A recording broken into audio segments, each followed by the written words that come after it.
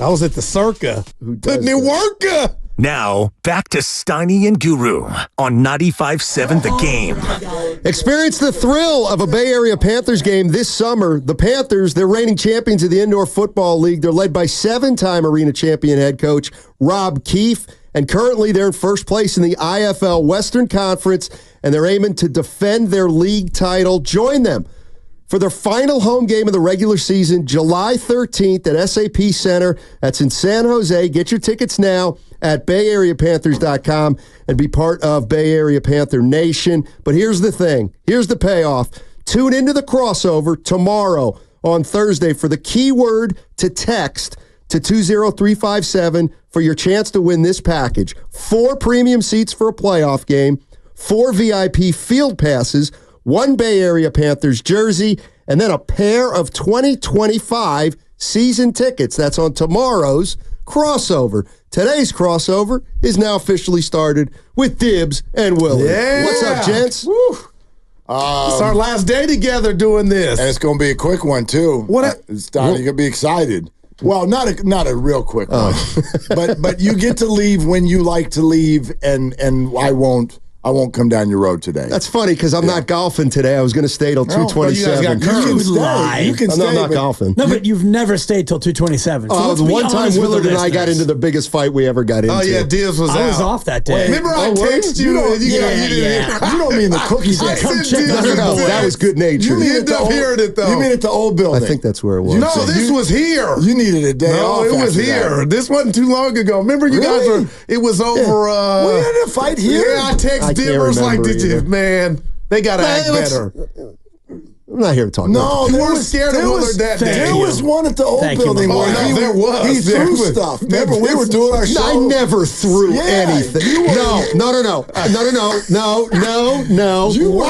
forgot. You were pacing in the green room. No, what happened was... You wanted a piece of me. Wow. No, please. What happened was I went to put my headset in those overhead bins, and I put it in, and the overhead bin smashed That was down, on Bill Dibs. and the Hegan comes out. What's going on? I'm like, dude, it just fell. You ever Like, do relax. that? You ever do that? Like you get into a fight. I remember. You get into a fight with your family member, and then like the wind blows the door shut, and it sounds like you just slammed the door like the Donnie, he didn't do it on purpose, but it looked like he was just being a brat. Chill out. You're like, He was like, that's the last straw.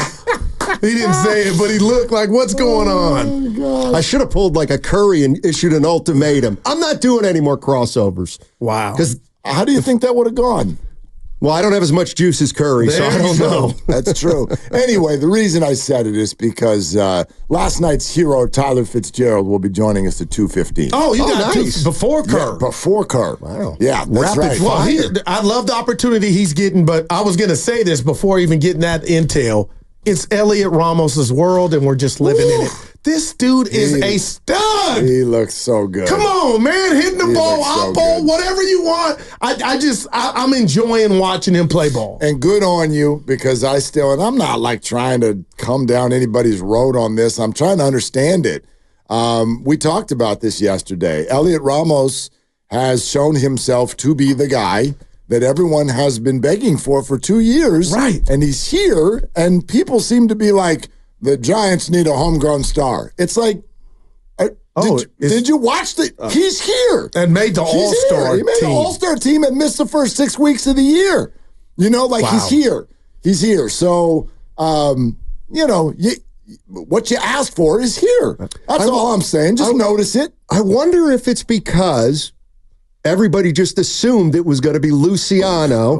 It's almost like when the Warriors drafted Ike Diagu at 9, then Monte Ellis at 40. Yep. Everybody was really still upset Diagu didn't do anything. Like, who cares? Yeah, I don't know. We got one. It might be that it's not the guy they thought it was going to be, and it might be the way he came up, where it was not seemingly what the Giants meant, right? Like he came up because of injury. But still, he's a guy that wasn't drafted by this regime. Go back a year and a half ago, this regime felt like they were giving up on this guy.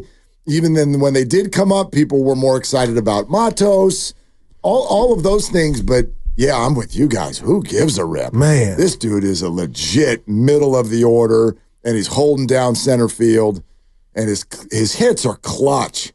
That's what it is. And he's going oppo triples alley in a nothing game. Like, come on, man. He looks fantastic. Am I doing too much on him or not? Do you get it, Dibs? I mean, by now the league would have adjusted to him, and the league has adjusted to him, and he's adjusted to the adjustment. And the reason why he's got staying power is because he's all fields. You can't get him out any sort of way. You want to pitch him in, he'll pull it on you. You want to pitch him away, That's beautiful, he'll take you to right center. He'll take you to right field with power. He has no holes right now in his game. And the big surprise is defensively playing center field, he's shown an ability to actually play center field on a field that's not easy to do. So it's not only the offense, it's the defense as well. Great. And he's played so well that they're starting to make moves around him. Yeah, no doubt about it. And that culminated with a win last night that I got to be honest, guys, I thought they were I mean, one out in the ninth, your reliever gives up who's been stellar, a three-run bomb. And boy, oh boy, gas a bullpen by the Blue Jays. I think I'm not trying to be hyperbolic here. I think the next 2.5 weeks determine a lot for this regime. A lot. Regime? Potentially everything. And so when I saw the Giants go down 3-1 last night, it felt like they were facing losing a week of games. After what he said, what transpired earlier in the day. Yeah, we'll get further into it, but I really do believe that when you have Slater's traded and Ahmed is DFA'd, and what the organization is telling you is that they want to gather intel right away on Wisely, Fitzgerald, and Matos to find out if they can hold down those spots, or do they need to go acquire people for those spots, because they will, like, if this is good, right, wrong, foul, they are not going to sell. They are going after this, because if they don't go after this, some of them might get fired. Wow. They have to make the playoffs. So that's all in. It is absolutely imperative that this team plays better baseball and finishes with more wins than losses. When they already are all in based on what they spent, and they're over the tax. And so, what they've spent is money that's already been spent. It's a sunk cost. So you're not going to do anything with Robbie Ray, who's here for a few years, and Blake Snell, who you're paying 30 plus, and Jung Hoo Lee you want to keep, and he can't play. So your sunk cost is so much that even if you wanted to get out of some deals and let younger guys go, you're still going to be over the tax. Yeah. So I do agree with that to the extent of how important this is. I disagree about the idea of Farhan maybe in a make or break situation, but we'll get into it because, you gave him an extension, and I don't know if you want to, remove him right now, knowing what Steiny said a couple of months ago about the nature of GMs. When you bring in a new GM, you want that GM to hire a new manager, and Bob Melvin's in his first year. I don't think that Bob Melvin is a guy who's in a vulnerable spot. So I think that they both get the rest of this year and next year, and then you get to decide, but we'll get into it as we get and they have real quick, Steiny, they got an infusion of youth, and they battle the old turbo 27 hard outs, but you feel it. I feel like the Wisleys, I feel like they're like, damn it, you're dead, and they're like, nope. So I got to give a tip my cap because they play hard. As a fan, there's two different feelings. This is what I remember about 2021 that went away in 2022 and 2023, which is that when you fall down by 4-1, do you feel like ball game's over? And I did at the beginning of this year, too. And that's gone away. That's gone away. Like now, a 3-run homer can come in the 7th. And you're like, okay, like that's not good, but it's not over yet. They do. I mean, even in Cleveland where they lost both those weekend games, man, they were right there. Saturday hurt. Yeah. You had it. I know. Yeah, the one thing that I am interested in that you guys are talking about is if Farhan is on the hot seat and it is make or break this, like I don't could be. You know what I mean? No, Absolutely I don't like the idea that he has to make a move and it work, even though you know what I mean. Like I don't like one move dictating whether he's here or not. I think what you're saying is, and this is what we were talking about earlier this morning as something we'd like to discuss today, is would Farhans Hot be aggressive at the deadline because it's the best thing for the organization? Exactly. Or is he going to be aggressive at the deadline because he's trying to save his butt? Well, Exactly. if I were him, I'd be trying to save my butt. But that's life. That's life. Who doesn't make decisions that way? I know you're going to Save your think. butt. I would actually give, behind closed doors, I would tell Farhan, look, you're going to be here at least till the end of next year. I mean, I wouldn't say it that way. I'd be like, look, you're going to be back next year. I would. Yeah. Don't make a move based on your own insecurity about your job. Wow. And what does he really need to that? Well, I'll tell you when you say that, are you being genuine? No, I am. Okay, because they're not going to say that to him. but what I would, because it's not true. Okay, but what might happen is, what if there's a move that Farhan wants to make that the other minds in there say it's going to cripple us in 2026? You know what I mean?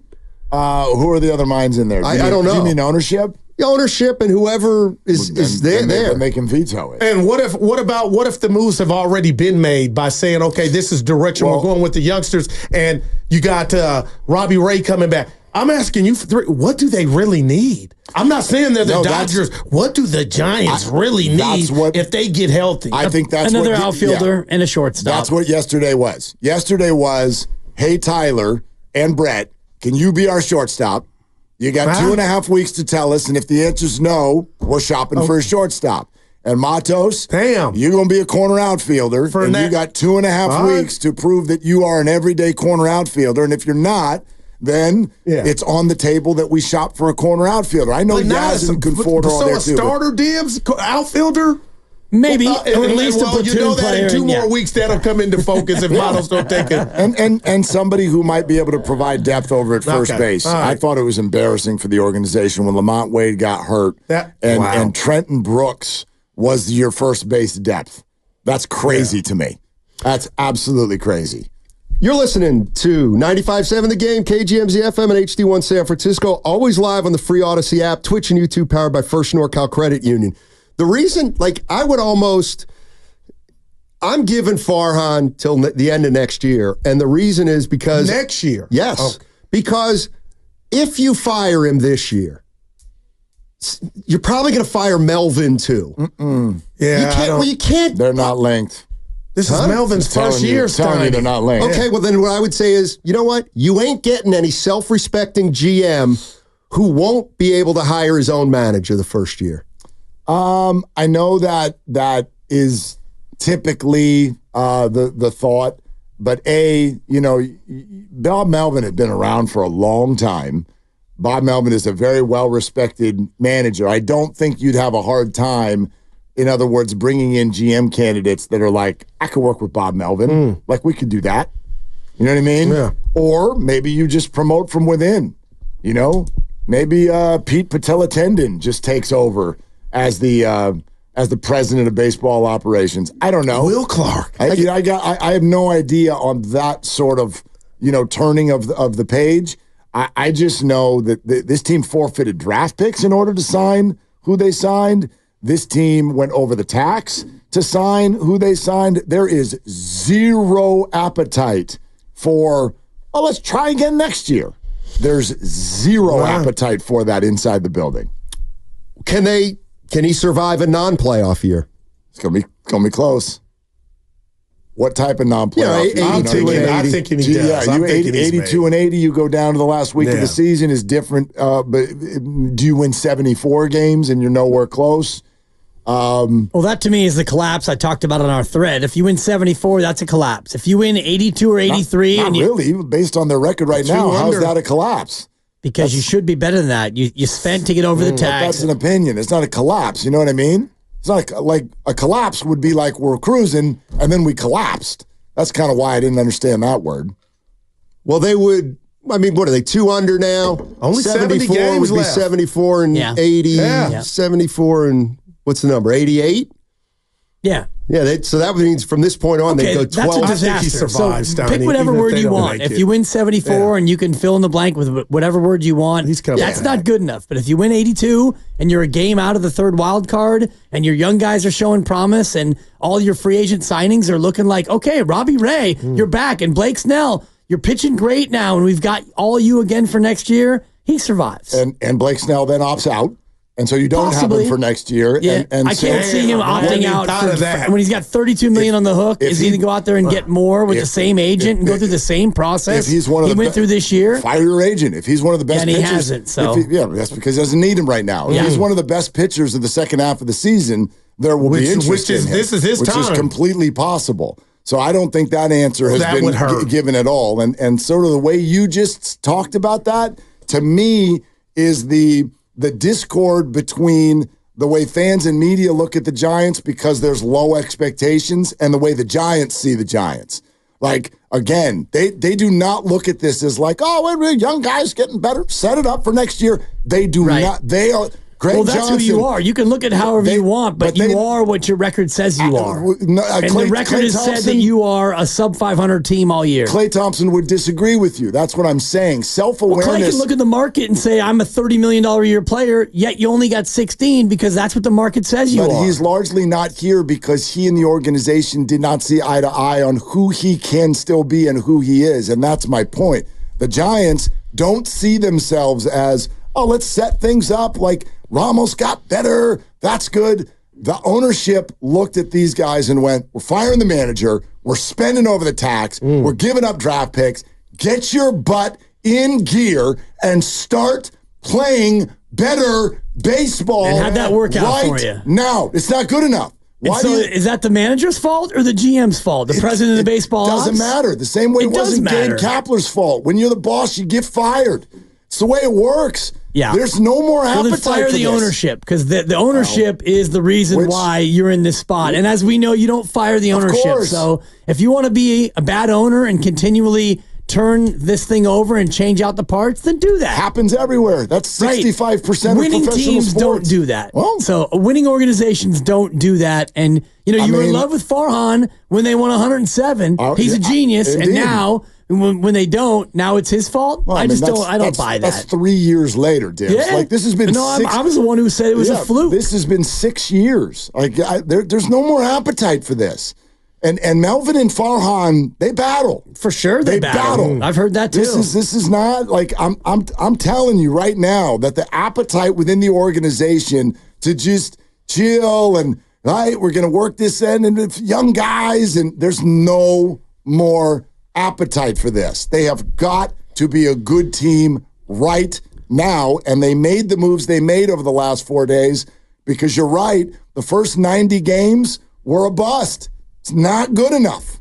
It's not good enough. Yeah, and these are the moves that they're going to put them over the hump. No, DFAing Nick Ahmed. They're going to check on these young guys. Tyler Fitzgerald in 10 minutes. He's the difference. They're going to see if those guys can hold it down, and if they can't, they will make more moves. Right. I'm telling you, it's desperation sensation. And I'm going to get in. What time you want to say out? 2:08. Okay, because I got a round I got to get to. Seriously, Grandy said 2:08. What time is it? Not 2. Okay, 2:07. So, it's 2:07. Grandy is the boss. Okay. Yeah. We all saw Kawhi get knocked off the Team USA. Should have never been on there. We had national NBA writer Ben Golliver from the Washington Post on. He's in Vegas, and he couldn't believe Kawhi was on there. So they need a replacement. Jaylen Brown, we heard the thing with Stephen A. where Stephen A. kind of said, Jaylen's name behind closed doors, blah, blah, blah. How do you pick Derek White over the NBA Finals MVP? Then Steiny was like, you know what? Maybe in the break room before the show, maybe Jaylen Brown don't even care. He don't even want to play. He's on Twitter with the emoji of like, with WTF. Right. How is that not Jaylen Brown? How do you, and I love Derek White. How did they get that wrong? Steve Kerr at 2:30. Gosh. And I'm all there. He's not the one who makes the decision, but I will ask him what Derek White brings to the team that's going to help them. But if you're Brown, how are you feeling? If Dan Dibley is Jaylen Brown right now, your NBA Finals MVP, you're about to watch Team USA, and they pick your teammate, but you were the guy. You're feeling pissed two times because to even have Kawhi in the first place is what a Ben joke. was talking about. He said it was a joke. It's a joke. The dude can't even be healthy enough. Right.